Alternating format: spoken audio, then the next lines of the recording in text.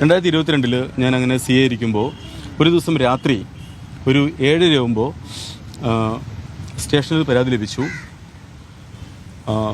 ഏകദേശം ഒരു 50-50 വയസ്സുള്ള ഒരു മധ്യവയസ്കയായ സ്ത്രീ താൻ ഡെൻ്റൽ ഹോസ്പിറ്റലിൽ നിന്ന് അതോ ജ്വല്ലറി എന്നാണ് പറയില്ല, തിരിച്ചു വരുമ്പോൾ പൊന്നാനി ടൗണിൽ വെച്ച് ഒരു ഓട്ടോറിക്ഷയിൽ കയറി. അപ്പോൾ ഓട്ടോറിക്ഷക്കാരൻ എന്നോട് മോശമായി പെരുമാറി. നീ കൂടെ വരുമോ എന്ന് പറഞ്ഞു. അത് കഴിഞ്ഞ് അവളുടെ മാനഹാനി വരുത്തുന്ന രീതിയിൽ സ്ഥലത്തിൽ പിടിച്ചു എന്നൊക്കെയാണ് പരാതി. അപ്പോൾ ഈ പരാതി സ്വാഭാവികമായി സ്റ്റേഷനിൽ വന്ന ഉടനെ ആദ്യം PR എടുത്താണ് ചെല്ലുക. അപ്പോൾ PR എടുത്താണ് ഈ പരാതി കിട്ടിയിട്ടുണ്ടാവുക. അന്ന് അവിടെ SI കൃഷ്ണലാലായിരുന്നു. അപ്പോൾ അങ്ങനെ പരാതി അവിടെ കിട്ടി. അങ്ങനെ കുറച്ച് കഴിഞ്ഞിട്ട് ഈ പരാതിയുമായിട്ട് എൻ്റെ അടുത്ത് PR വന്നു. സാർ ഇങ്ങനെ പരാതി ലഭിച്ചിട്ടുണ്ട് എന്ന് പറഞ്ഞു. നമ്മൾ എങ്കിൽ പെട്ടെന്ന് ആ ഓട്ടോറിക്ഷക്കാരും പ്രതിയൊക്കെ നോക്കണമെന്ന് പോലീസുകാരെ വിട്ടു. അവർ പോയി ഓട്ടോറിക്ഷ രാത്രി കണ്ടെത്താൻ പറ്റിയിട്ടില്ല, പ്രതിയെക്കുറിച്ച് നോക്കാം അന്വേഷിക്കാമെന്ന് പറഞ്ഞു. അങ്ങനെ ചില പോലീസുകാരോട് പറഞ്ഞു, സാറൊന്ന് ശ്രദ്ധിച്ചിട്ട് കേസെടുത്താൽ മതി. കാരണം എന്താണെന്ന് വെച്ചാൽ ഈ സ്ത്രീ ഇങ്ങനെ പലർക്കുമെതിരെ വ്യാജ പരാതികൾ കൊടുത്തിട്ട് പിന്നീട് പുറത്ത് വെച്ച് കോംപ്രമൈസ് ചെയ്തിട്ട് പണം തട്ടുന്ന സ്ത്രീയാണ് എന്ന രീതിയിൽ പറഞ്ഞു. അപ്പോൾ നമ്മൾ ഓക്കെ, നമുക്ക് വിശദമായി അന്വേഷിക്കാം എന്ന് പറഞ്ഞു. അങ്ങനെ ഇരിക്കെ ഏകദേശം രാത്രി 10 മണിയാകുമ്പോൾ വളരെ വിശ്വസ്തനായ ഒരു വ്യക്തിയുടെ കോൾ എനിക്ക് ലഭിക്കുകയാണ്. സാർ, ഒരു കാര്യം മനസ്സിലാക്കണം, സ്റ്റേഷനിൽ ചില ആളുകൾ പരാതിയായിട്ട് വരുമ്പോൾ ചില ഉദ്യോഗസ്ഥർ കേസെടുക്കാതെ പുറത്തുനിന്ന് കോംപ്രമൈസ് ആക്കിയിട്ട് എന്തെങ്കിലും ഒരു എമൗണ്ട് അവർക്ക് വാങ്ങിക്കൊടുത്ത് ബാക്കി തുക ഉദ്യോഗസ്ഥന്മാർ വാങ്ങുന്ന ഒരു പ്രവണതയുണ്ട്. അന്ന് പൊന്നാനി SI ഇപ്പോൾ താന്നൂർ കേസിൽ സസ്പെൻഷനിലായിട്ടുള്ള കൃഷ്ണലാൽ SI ആയിരുന്നു. അപ്പോൾ ഈ സ്ത്രീ കൃഷ്ണലാലിൻ്റെ അടുത്താണ് പരാതിയിട്ട് വന്നത്. അപ്പോൾ SI പുറത്തുനിന്ന് സംസാരിക്കുന്നുണ്ട്, അതിൽ എന്തോ ഒരു പണം കോംപ്രമൈസ് ആയിട്ടുണ്ട്, അതിൽ കുറേ SIക്കും കിട്ടും. അപ്പോൾ സാർ ഇത് അനുവദിക്കരുത്.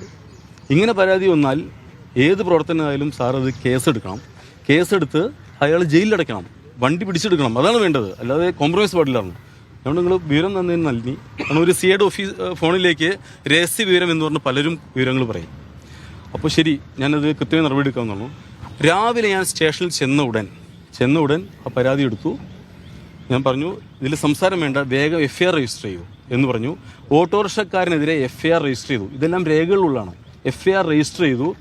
പ്രതിയെ 2 പോലീസുകാർ മഫ്റ്റിയിൽ വിട്ടേച്ച് പ്രതിയെ പിടിച്ചു കൊണ്ടുവന്നു, അറസ്റ്റ് ചെയ്തു, അവനെ റിമാൻഡ് ചെയ്തു. ഓട്ടോറിക്ഷ കൊണ്ടുവന്നു, ഓട്ടോറിക്ഷ സീസ് ചെയ്ത്, മാസ്റ്റർ പ്രകാരം സീസ് ചെയ്ത് നേരെ ഓട്ടോറിക്ഷ കോടതിക്ക് കൊടുത്തു. ഒരു 10:30 ആയപ്പോൾ ഈ സ്ത്രീ രണ്ടാമത് ദേഷ്യം പിടിച്ചു വരുന്നുണ്ട്. നിങ്ങൾ കാരണം എനിക്ക് കിട്ടേണ്ട പണമൊക്കെ നഷ്ടപ്പെടുകയാണ്, എന്തിനത് കേസിൻ്റെ ആവശ്യം, എനിക്കത് ചർച്ച മതിയല്ലോ എന്ന് പറഞ്ഞു. നമ്മൾ ചർച്ച എന്ന സംഭവമില്ല, നിയമപരമായ പരാതി കിട്ടിയ കേസെടുക്കുകയാണ് വേണ്ടത്. നിങ്ങൾ ഇനി എന്തെങ്കിലും നിങ്ങൾ വനിതാ പോലീസ് വിമൻ ഡെസ്കിലിരിക്കുന്ന പോലീസോട് സംസാരിക്കുമെന്ന് പറഞ്ഞു. പിന്നെയാണ് അറിയുന്നത് ഈ സ്ത്രീ കൃഷ്ണലാലിൻ്റെ വീട്ടിൽ അടുക്കളപ്പണിയൊക്കെ സഹായിച്ചിരുന്ന സ്ത്രീയാണ് എന്ന് വിശ്വസ്തരെന്ന് പറഞ്ഞറിയുന്നത്. ഞാൻ പിന്നെ എൻ്റെ പോലീസ് ഉദ്യോഗസ്ഥരെ എങ്ങനെ മോശമായി പെരുമാറുന്നല്ലാതെ പെരുമാറുന്നതിനെ പറ്റി കൂടുതൽ അന്വേഷിച്ച് വ്യക്തിപരമായ കാര്യങ്ങളിൽ കിടക്കാത്ത ആളാണ്. അതുകൊണ്ട് തന്നെ അതിനെപ്പറ്റി കൂടുതൽ അന്വേഷിച്ചില്ല. പിന്നീട് കൃഷ്ണലാൽ പൊന്നാനി സ്റ്റേഷനിൽ നിന്ന് ചില വിഷയങ്ങളെ തുടർന്ന് പൊന്നാനി സ്റ്റേഷനിൽ നിന്ന് ഇദ്ദേഹത്തെ ജില്ലാ പോലീസ് മേധാവി ഇതിനെ ഇടപെട്ടിട്ട് ട്രാൻസ്ഫർ ചെയ്തു. ഇദ്ദേഹത്തിനെതിരെ ചില പരാതികളെക്കുറിച്ചും ഞാൻ കൊടുത്ത ചില റിപ്പോർട്ടിനെ ബേസ് ചെയ്തും ട്രാൻസ്ഫർ ചെയ്തു. അങ്ങനെ ഇരിക്കുകയാണ് ഒരു ദിവസം ബെന്നി സാറ് സ്റ്റേഷനിൽ വരുന്നത്. വിനോദിനെതിരെ പരാതി ലഭിച്ചിട്ടുണ്ട്, നിങ്ങൾ ഈ സ്ത്രീയുടെ വീട്ടിൽ പോയിരുന്നോ, നിങ്ങളുമായി ഈ സ്ത്രീ സമ്പർക്കമുണ്ടോ എന്ന് ചോദിച്ചു. അപ്പോൾ ഞാൻ ഏത് സ്ത്രീയെന്ന് ആദ്യം ചോദിച്ചത്. അപ്പോൾ ഈ പരാതിപ്പെട്ട സ്ത്രീയാണ് എന്ന് പറഞ്ഞു. നമ്മൾ സാർ എൻ്റെ കോൾ ഡീറ്റെയിൽസ് എല്ലാം പരിശോധിക്കണം, എൻ്റെ ലൊക്കേഷൻ നോക്കണം, കണ്ട ആളുകളെ ചോദ്യം ചെയ്യണം എന്നെല്ലാം കൃത്യമുണ്ട്. സാറുകൊണ്ട് കേരളത്തിലെ ഏറ്റവും ഇൻറ്റഗ്രിറ്റിയുള്ള ഒരു ഉദ്യോഗസ്ഥനാണ് ബെന്നി സാർ.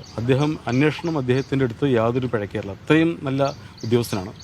അപ്പോൾ അദ്ദേഹം എൻ്റെ എല്ലാ പ്രൈവറ്റ് നമ്പറുകളും എല്ലാം ഉൾപ്പെടെ കോൾ ഡീറ്റെയിൽസ് എടുത്തു. ഞാൻ ഇവർ ആരോപിക്കപ്പെടുന്ന സമയത്തിൻ്റെ ലൊക്കേഷൻ എല്ലാം നോക്കി. സാറ് വളരെ ക്ലിയർ കട്ടായി 4-5 ദിവസത്തിന് ശേഷം സാറ് കണ്ടെത്തി ഞാൻ ഇതുവരെ ആ സ്ത്രീയെ സ്റ്റേഷന് പുറത്തു വെച്ച് കാണുകയോ വിളിക്കുകയോ ചെയ്തിട്ടില്ല. ഒരു സിംഗിൾ കോൾ പോലും എൻ്റെ നമ്പറിൽ നിന്ന് അവർക്ക് പോയിട്ടില്ല. ഒരു പരാതിക്ക് പോലും ഞാൻ അവരെ വിളിച്ചിട്ടില്ല എന്ന് സാറിന് മനസ്സിലായി. സാർ ആ പരാതി ക്ലോസ് ചെയ്ത് ജില്ലാ പോലീസ് മേധാവിക്ക് സമർപ്പിച്ചു.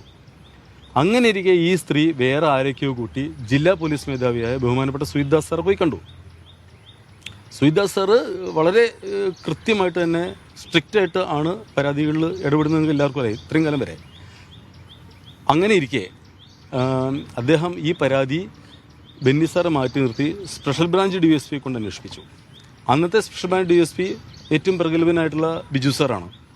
അപ്പം അദ്ദേഹത്തിൻ്റെ എല്ലാ സോഴ്സ് ഉപയോഗിച്ച് എൻ്റെ എല്ലാ നമ്പറുകളും വെരിഫൈ ചെയ്ത് എല്ലാ കോൾ ഡീറ്റെയിൽസ് എടുത്തു, വാട്സപ്പ് കോൾ ഡീറ്റെയിൽസ് എടുത്തു, ലൊക്കേഷൻസ് എടുത്തു. അതെല്ലാം കഴിഞ്ഞ് പിന്നീട് എന്നെ വിളിച്ചു വരുത്തി എൻ്റെ സ്റ്റേറ്റ്മെൻ്റ് എടുത്തു. ഈ സ്ത്രീ മുമ്പ് പലർക്കുമെതിരെ പരാതി കൊടുത്ത് പണം തട്ടിയിട്ടുണ്ടോ എന്ന രീതിയിൽ അന്വേഷിച്ചു. മുമ്പ് 1-2 ഇതേപോലെ സമാന സംഭവങ്ങൾ ഉള്ളതായിട്ട് കൃത്യമായിട്ട് സാറിന് മനസ്സിലായി.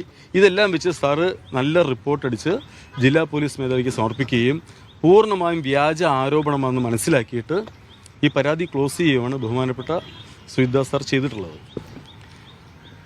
നിങ്ങൾ ശ്രദ്ധിക്കേണ്ട ഒരു കാര്യം കൂടിയുണ്ട്. മറ്റ് ഡിപ്പാർട്ട്മെൻറ്റ് പോലെയല്ല പോലീസ് ഡിപ്പാർട്ട്മെൻറ്റിൽ ഒരു കീഴുദ്യോഗസ്ഥനെതിരെ പരാതി ലഭിച്ചാൽ മേലുദ്യോഗസ്ഥർ രക്ഷിക്കാൻ ശ്രമിക്കുകയല്ലേ ചെയ്യുക. എങ്ങനെ മാക്സിമം തെളിവുകൾ ശേഖരിച്ച് ഇദ്ദേഹത്തിനെതിരെ നീങ്ങാമെന്നാണ് ശ്രദ്ധിക്കുക.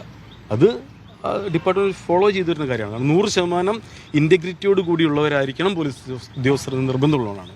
അപ്പോൾ അതുകൊണ്ട് തന്നെ പല ലെവലിൽ അന്വേഷിച്ചിട്ടും ഇത് പൂർണ്ണമായും വ്യാജമാണെന്നും ഈ സ്ത്രീ ഇതേപോലെ മറ്റ് പലർക്കെതിരെ ഹണി ട്രാപ്പ് പോലെയുള്ള കാര്യങ്ങളിൽ ഉൾപ്പെടുത്തി പണം തട്ടുന്ന സംഘത്തിലെ ആളാണെന്നും പോലീസിന് മനസ്സിലായിട്ടുണ്ട്. അതുകൊണ്ടാണ് ഇത് വ്യാജ പരാതി ക്ലോസ് ചെയ്തിട്ടുള്ളത്. പിന്നീട് അതെല്ലാം വിട്ടു. പിന്നീട് ആ സ്ത്രീ ഒരു 5-6 മാസത്തിന് ശേഷം മറ്റൊരു പരാതിയുമായി സ്റ്റേഷനിൽ കയറി വന്നു. അപ്പോൾ ഞാൻ PRO വിളിച്ചു പറഞ്ഞു, ഈ സ്ത്രീയെ സൂക്ഷിക്കണം, ഇവരെന്ത് പരാതി വന്നാലും നിങ്ങൾ സ്വീകരിച്ച് ഉടൻ തന്നെ FIR രജിസ്റ്റർ ചെയ്യുക, അല്ലാതെ എതിർകക്ഷിയെ വിളിച്ച് സംസാരിച്ച് കോംപ്രമൈസ് ഈ സ്റ്റേഷനിൽ വേണ്ട എന്ന് കൃത്യമായി നിർദ്ദേശിച്ചു. ആ കേസ് എടുത്തു എന്ന് എനിക്ക് തോന്നുന്നത്. അങ്ങനെ 2 കൊല്ലം മുന്നത്തെ പൂർണ്ണമായി വിളിക്കുന്നില്ല. അതായത് പിന്നീട് ഞാൻ പറയട്ടെ പ്ലീസ്, ഈ രീതി പരാതിയൊന്നുമില്ല. പിന്നീട് ആ സ്ത്രീയുടെ കാര്യങ്ങളോ കോംപ്രമൈസോ ഒന്നും സ്റ്റേഷനിൽ നടക്കില്ല എന്ന് മനസ്സിലായി. കൃഷ്ണലാൽ ട്രാൻസ്ഫർ ചെയ്യപ്പെടുകയും ചെയ്തു. പിന്നീട് ആ സ്ത്രീ വന്നിട്ടേ ഇല്ല. ഞാനതെല്ലാം മറന്നുപോയി. ഇന്ന് രാവിലെ ഇരിക്കുമ്പോഴാണ് 9 മണിക്ക് അല്ലെങ്കിൽ 8 മണിക്ക് 9 മണിക്ക് ന്യൂസ് ചാനലിലൊക്കെ ഇങ്ങനെ പേഴ്സണലായിട്ടുള്ള ഫോട്ടോയും എന്തോ പീഡന പരാതി എന്ന് വന്നു എന്ന് പറഞ്ഞ് കുടുംബാംഗങ്ങൾ എല്ലാവരും വിളിക്കുന്നത്.